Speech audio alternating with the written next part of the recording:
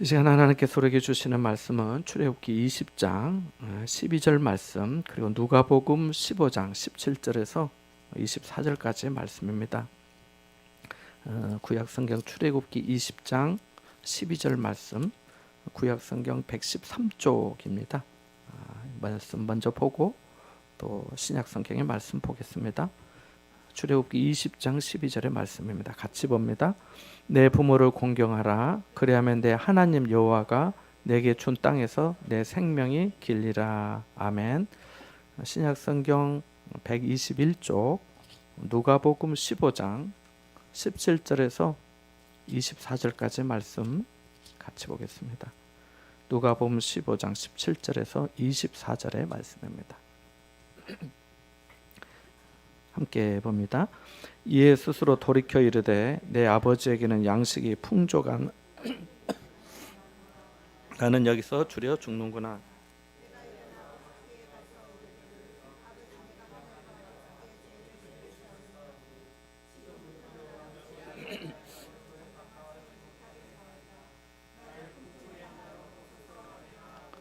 이에 일어나서 아버지께로 돌아가니라. 아직도 거리가 먼데 아버지가 그를 보고 측은히 여겨 달려가 목을 안고 입을 맞추니 아들이 이르되 아버지 내가 하늘과 아버지께 죄를 지었사오니 지금부터는 아버지의 아들이라 일컬음을 감당하지 못하겠나이다 하나 아버지는 종들에게 이르되 제일 좋은 옷을 내어다가 입히고 손에 가락지를 끼우고 발에 신을 신기라. 그리고 살진 송아지를 끌어다가 잡으라. 우리가 먹고 즐기자. 이 내 아들은 죽었다가 다시 살아났으며 내가 잃었다가 다시 얻었노라 하니 그들이 즐거워하더라. 아멘. 지금으로부터 50여 년 전에 어느 가정에서의 일화입니다. 어머니가 자녀들의 속옷을 빨아서 부엌의 솥뚜껑 위에 올려놓고 말리시곤 하였습니다. 아마 여러분 중에도 기억나는 분이 있을 겁니다. 지금 젊은이들은 잘 모르겠지만 어르신들은 잘 아실 거예요. 저도 솥뚜껑 위에 옷을 말려 입은 적이 많습니다. 그런데 어느 날 아침에 전날 밤에 빨아놓은 아들의 팬티가 덜 말라서 학교 가야 되는데 입을 수가 없었습니다. 그래서 어머니는 아들 팬티를 어떻게든 입혀서 학교에 보내고 싶었는데 난감했습니다. 그래서 엄마는 할 수 없이 야 막내야 이건 입고 가라 하시면서 누나의 팬티를 꺼내 주었습니다. 아내는 얼굴을 막내는 얼굴을 찡기르면서 엄마 누나 팬티를 어떻게 입고 가? 싫어. 그냥 내 팬티 입을래. 하지만 엄마는 야 막내야 누가 속 들여다보지 않잖아. 그러니까 이러고라도 입고 빨리 학교에 가야지. 수업에 늦겠다. 다음에는 오늘 같은 일이 없도록 그렇게 해줄게. 엄마가 일하느라고 깜빡했어. 정말 미안해. 아들은 내키지 않았지만 할 수 없이 누나의 팬티를 입고 씩씩하게 학교에 갔습니다. 그런데 수업 시간 중에 갑자기 교실 문이 드르륵 열리더니 체육 선생님이 긴 막대기 가지고 오시더니 말했습니다. 자, 지금부터 몸에 이가 있는지 없는지 검사할 테니까 모두 팬티만 입고 다 벗어. 저도 어렸을 때 이를 잡았던 생각이 납니다. 어떤 날은 정말 방바닥에서 이가 튀어오르기도 했어요. 누나 팬티를 입은 아들은 그 상황을 모면하려 했지만 짜증이 난 얼굴로 한숨을 쉬며 억지로 바지를 내렸습니다. 그 순간 어떻게 됐겠습니까? 교실은 웃음소리로 뒤덮였고 망신을 당한 아들은 그날 이후로 며칠 동안 집에 들어가지 않았습니다. 어린 아들이 집에 들어오지 않자 어머니는 큰 걱정이 되었습니다. 그래서 동네 방네에다 이런 글귀를 써붙여 놓았습니다. 막내야 집에 들어와라. 엄마가 팬티에 구멍 내주마. 그래도 아무 소식이 없자 다시 이렇게 써붙였답니다. 아들아 집으로 와라. 아빠 팬티 줄여서 주마. 그래도 아들이 돌아오지 않자 마지막으로 이렇게 써붙였답니다. 막내야 누나도 학교 가야지.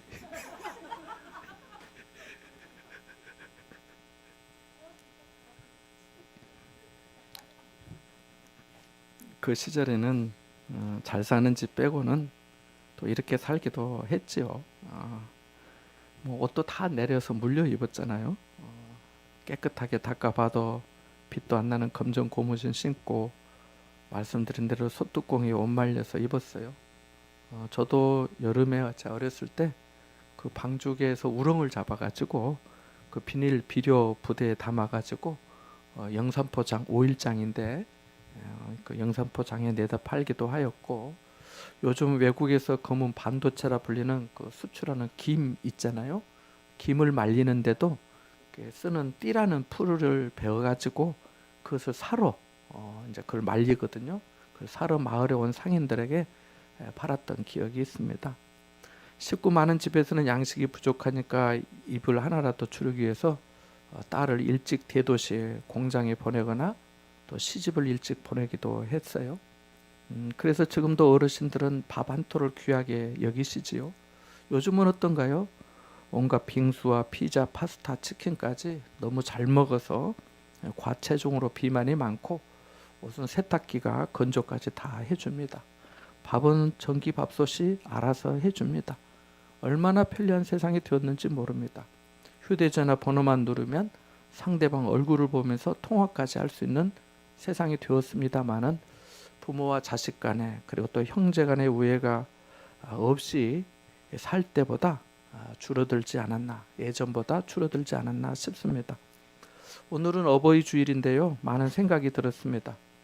제 나이 8살 때 돌아가신 아버지 생각도 좀 났고, 또 지난 월요일에 뵙고 온 어머니 생각도 나고, 또 우리 교회 여러 어르신분들 생각도 났습니다.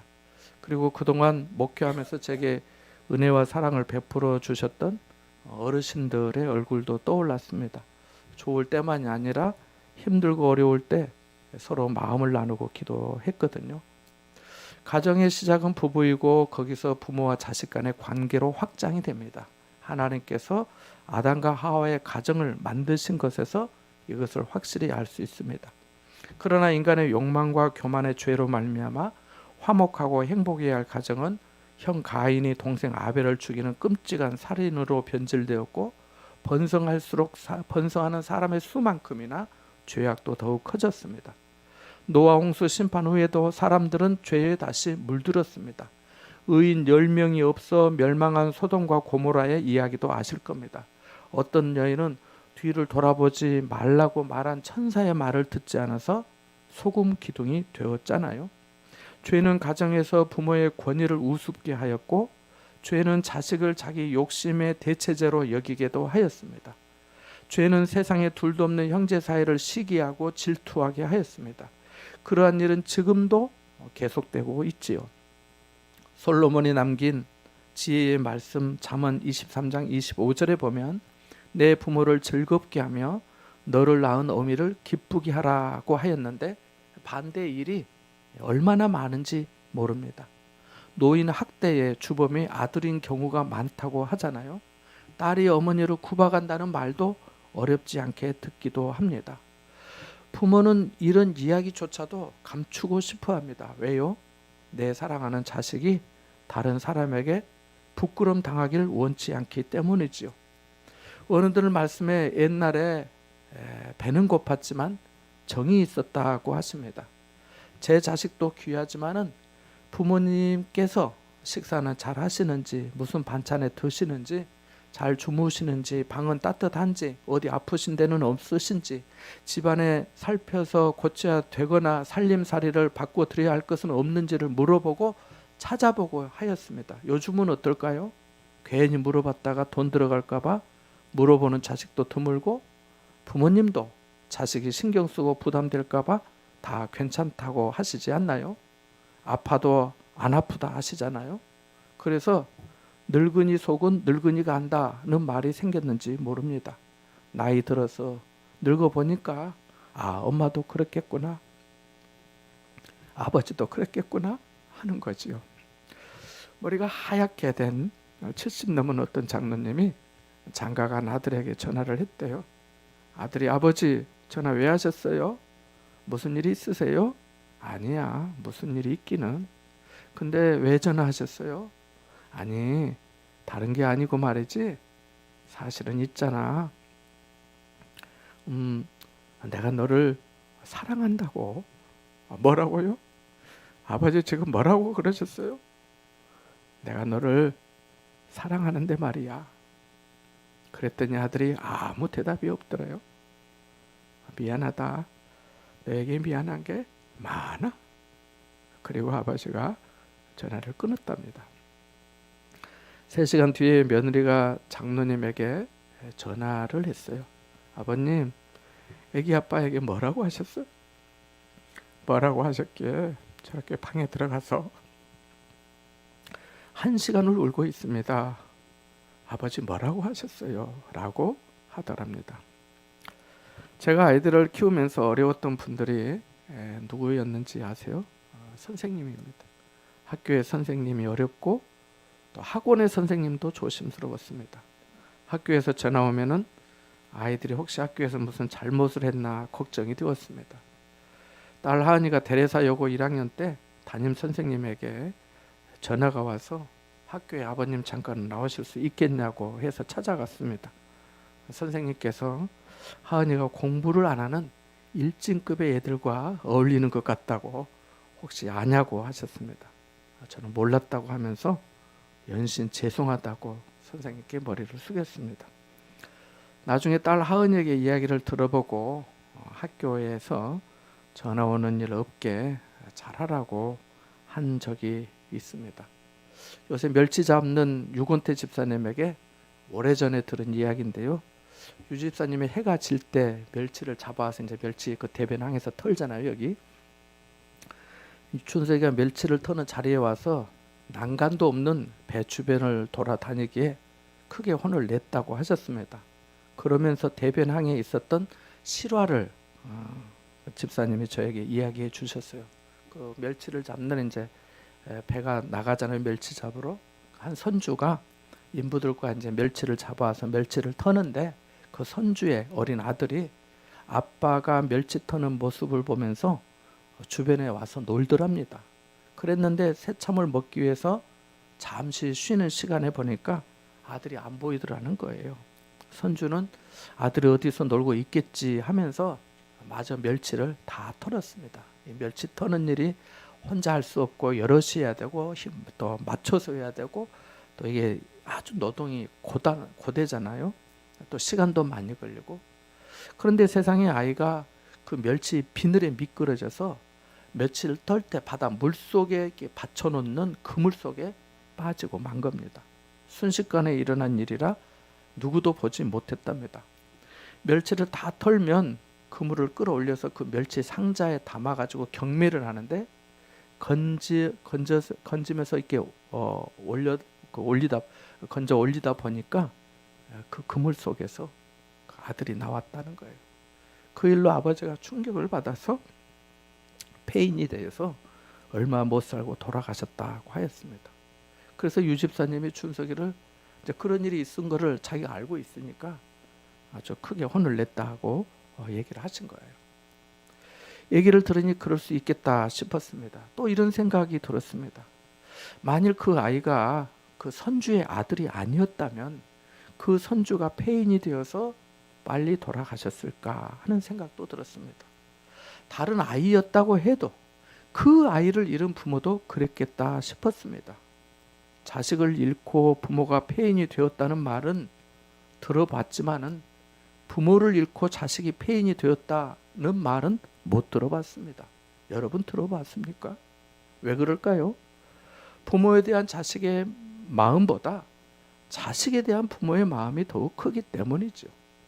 부모에게 자식은 세상에 무엇과도 바꿀 수 없기 때문입니다. 폐인이 될 만큼 부모에게 충격을 주는 것은 자식밖에 없어요. 그만큼 자식은 소중합니다. 그만큼 사랑합니다. 내가 죽으면 죽었지 자식 죽는 것을 못 보는 것이 부모 아닙니까? 문제는 자식이 부모의 이런 마음을 잘 알지 못한다는 거죠. 자식 10명이 있어도 그 중에 자식 하나 때문에 밥을 못 먹고 잠을 못 자고 실성하는 게 부모잖아요. 안 그렇습니까? 오늘 읽은 성경은 돌아온 탕자 이야기로 잘 알려진 이야기입니다. 이 아버지에게는 아들 둘이 있었는데요. 아버지는 참 인자하고 좋은 사람입니다. 그런데 두 아들은 그렇지 못했습니다. 이야기의 시작은 작은 아들이 아버지에게 자신이 받을 유산의 몫을 먼저 달라는 것으로 시작이 됩니다. 당시 문화에 따르면 자식이 이렇게 하는 것은 아버지에 대해 무례하고 아버지를 멸시하는 악한 행동입니다. 그럼에도 불구하고 아버지는 두 아들에게 각각 몫을 나눠 주었습니다. 그랬더니 둘째 아들이 며칠이 안 되어 받은 재산을 처분해 가지고 먼 나라로 갔습니다. 부모 없는 곳으로, 잔소리 없는 곳으로 자기가 하고 싶은 대로 하면서 자신의 어떤 꿈의 성취와 성공을 위해 간 것으로 보입니다. 누가복음 15장 13절을 보면 그 후 며칠이 안 되어 둘째 아들이 재물을 다 모아가지고 먼 나라에 가 거기서 허랑방탕하여 그 재산을 낭비하였다라고 말씀합니다. 그러니까 둘째 아들은 우발적으로 떠난 것이 아니라 계획적으로 아버지에게 유산을 요구했고 며칠 만에 아버지 곁을 멀리 떠나서 가진 재산을 허랑방탕하게 써버린 겁니다. 이런 자식을 둔 아버지의 마음이 어떻겠습니까? 여기 나오는 아버지의 본래 재산이 유산으로 받았는지 아니면 아버지 자신이 살면서 모은 재산인지 알 수 없지만 그것을 모으고 지키기 위해서 얼마나 고생하며 살았겠습니까? 자식들은 부모가 일하면서 얼마나 참으며 일하는지 알 필요가 있다고 봅니다. 얼마나 고생하시면서 자식을 키우고 가르치는지 알 필요가 있어요. 아파도 아프다는 소리 못하고 스트레스에 시달리면서도 묵묵히 참으면서 일하는 이유가 무엇인지, 남들 여행 가는데 마음 편히 시간 내지 못하는 이유가 누구를 위해서인지 알아야 하는 거지요. 마트에서 세일 코너만 맴돌고 할인 매장만 찾아다니고 시장에서 깎으려는 이유를 생각해 볼 필요가 있습니다. 자식에게 더 잘 먹이고 잘 입히고 자식을 더 잘 가르치기 위해서 그러시는 거 아닌가요? 허랑방탕하게 재산을 허비한 아들은 아버지의 마음을 몰랐습니다. 그는 아버지보다 자신이 더 우선이었습니다. 현재 자신이 느끼는 감정과 생활이 중요했습니다. 아버지에 대한 이해와 존경이 없었습니다. 그러니까 허랑방탕하게 낭비한 거 아니겠습니까? 그런데 가진 모든 것을 잃고 친구들까지 떠나고 타국에서 종으로 일하면서 먹는 것도 돼지가 먹는 쥐염 열매로 배를 채워야 하는 신세가 되니까 청개구리가 엄마 죽고 난 다음에 깨달은 것처럼 그때야 깨닫게 됩니다. 자신이 얼마나 어리석었는지, 자기가 얼마나 아버지 마음을 아프게 했는지, 자신이 현재 얼마나 비참한 환경에 있는지를 말입니다. 그는 그 자리에서 일어나 집으로 향합니다. 아버지에게로 돌아가기로 결심합니다. 이것보다 더 좋은 선택이 없었기 때문입니다. 아버지에게 가면 최소한 굶지는 않을 줄 알았거든요. 17절에 보면 그가 얼마나 힘들었는지 이렇게 말하잖아요. 나는 여기서 줄여 죽는구나. 나는 여기서 굶어 죽는구나. 는 말 아닌가요? 그리고 아버지를 만나면 할 말을 속으로 다짐하였습니다. 18절 이후에 보면 아버지, 내가 하늘과 아버지께 죄를 지었습니다. 지금부터는 아버지의 아들이라 일컬음을 감당하지 못하겠습니다. 그저 나를 품꾼의 하나로 봐주십시오. 늦게라도 정신을 차린 아들의 후회와 다짐이 좋지만은 한편으로 생각하면 얼마나 가슴 아픈 아들입니까? 얼마나 불쌍한 인생입니까? 어쩌다 이렇게 사람이 망가지게 되었는가 하는 생각이 들지 않습니까? 아들의 말 중에 지금부터는 아버지의 아들이라 일컬음을 감당하지 못하겠습니다 라고 하였는데요, 이 말은 이제 저는 아버지의 아들이라 불릴 자격이 없습니다 는 말입니다. 마을에서 사람 좋기로 소문난 누구누구의 아들이라는 말은 아들에게 더 없는 영광 아니었겠습니까?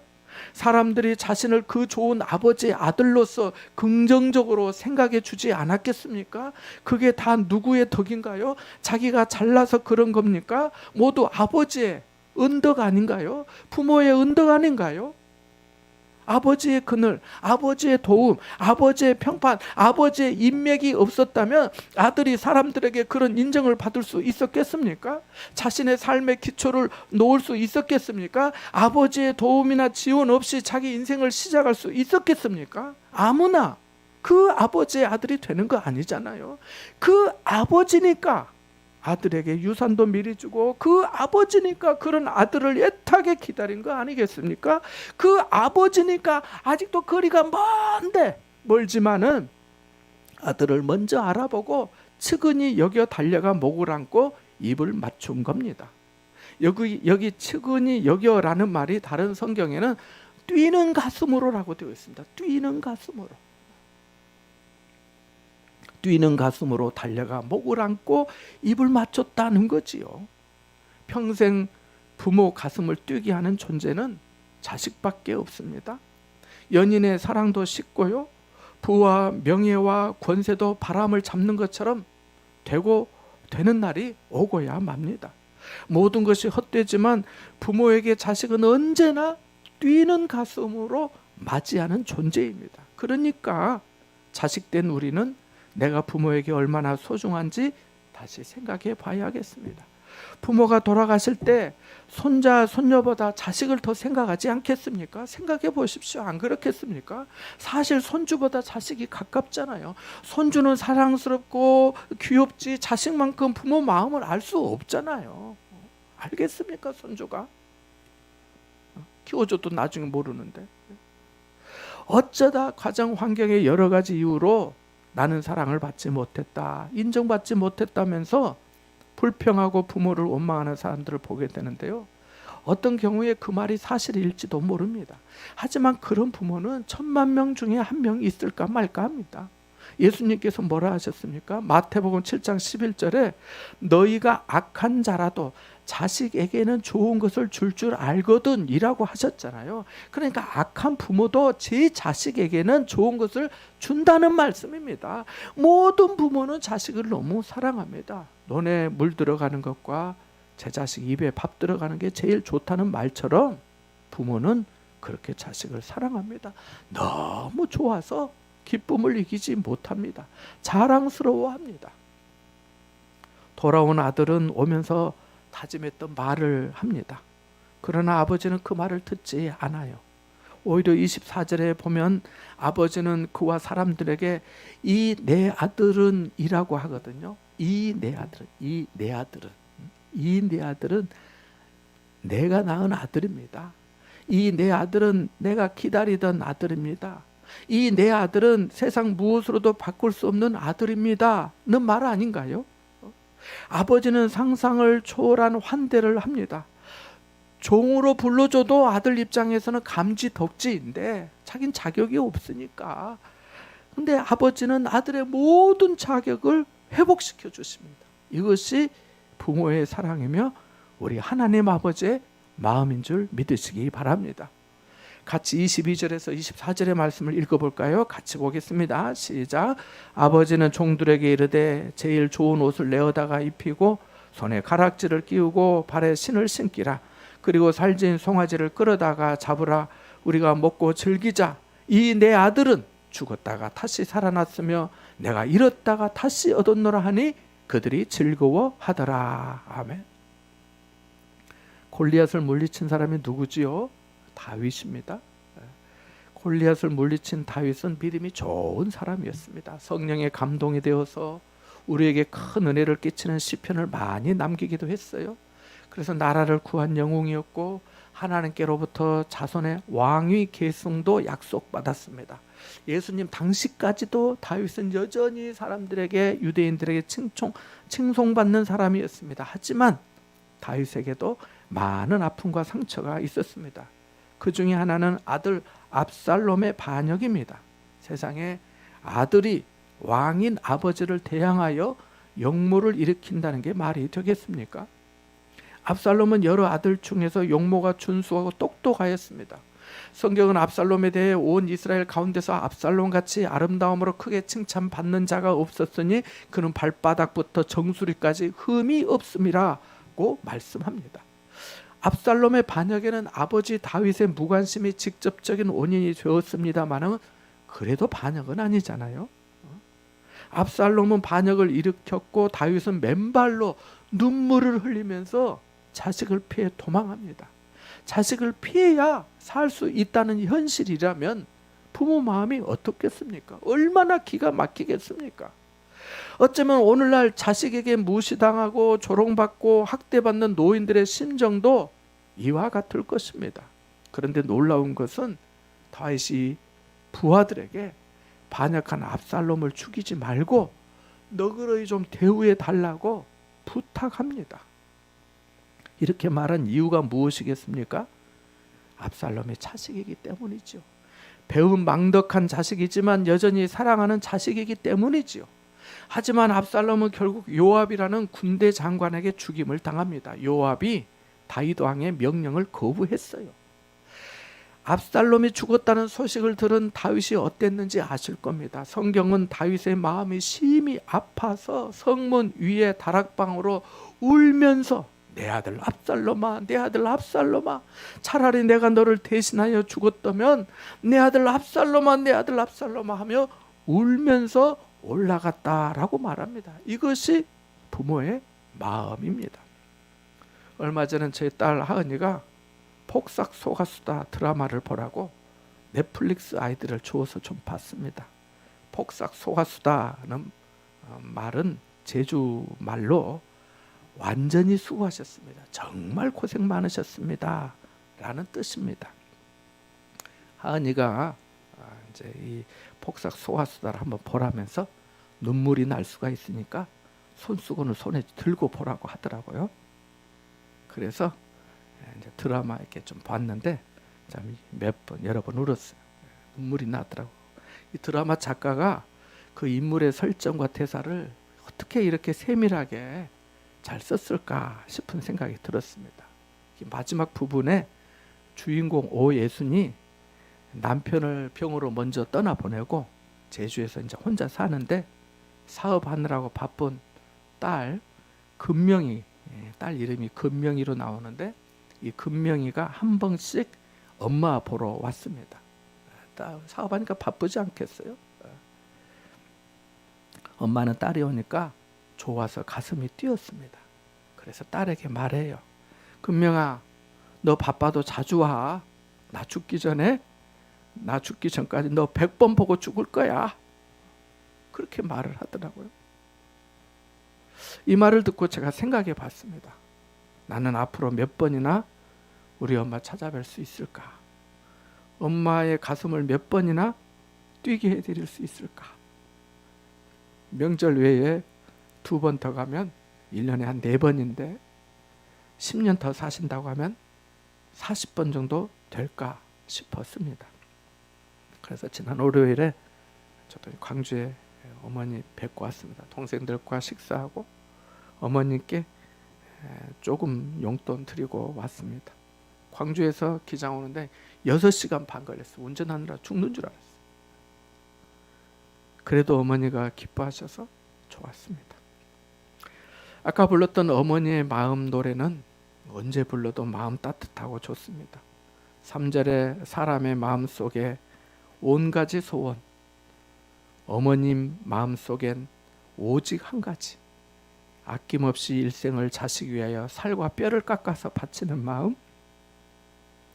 인간의 그 무엇이 거룩하리요?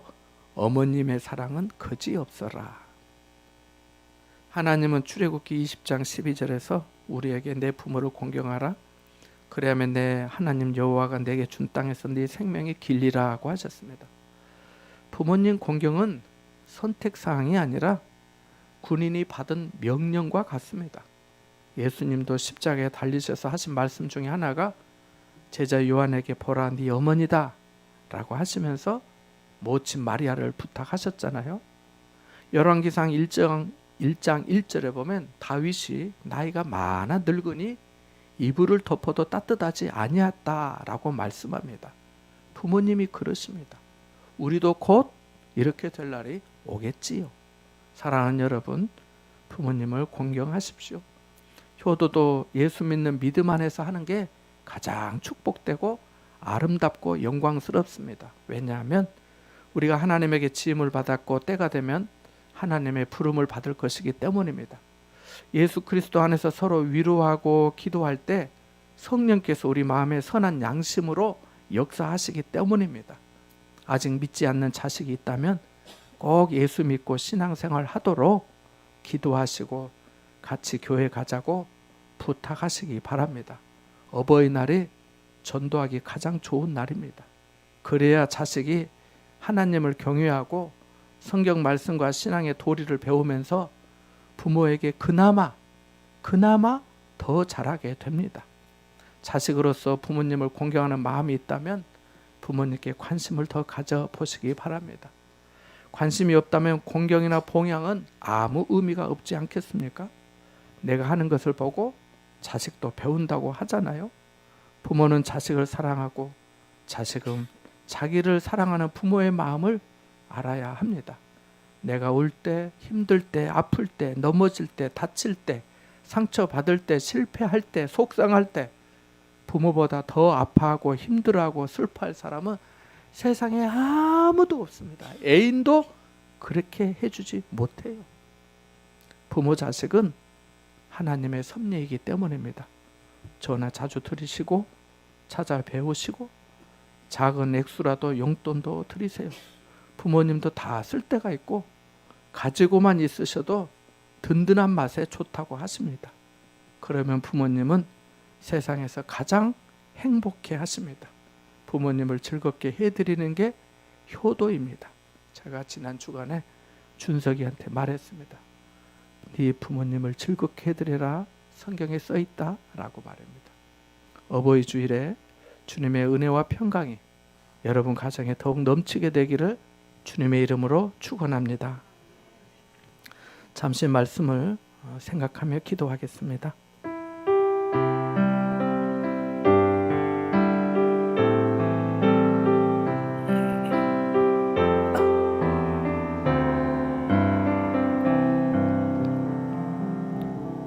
은혜로우신 하나님 아버지, 은혜교회에 사랑하고 존경하는 부모님들을 허락해 주셔서 감사드립니다. 부모님을 통해 믿음을 배우고 인내와 겸손을 배우고 또 주님을 더욱 깊이 알아가도록 인도해 주시니 또한 감사합니다. 연로하신 부모님들의 평안과 건강을 지켜 주옵소서. 외로운 마음을 위로해 주시고 가정마다 예수 믿는 믿음 안에서 부모님을 공경하며 서로 사랑하는 은혜롭고 행복한 가정이 다 되게 하여 주옵소서. 예수님의 이름으로 기도합나이다. 아멘.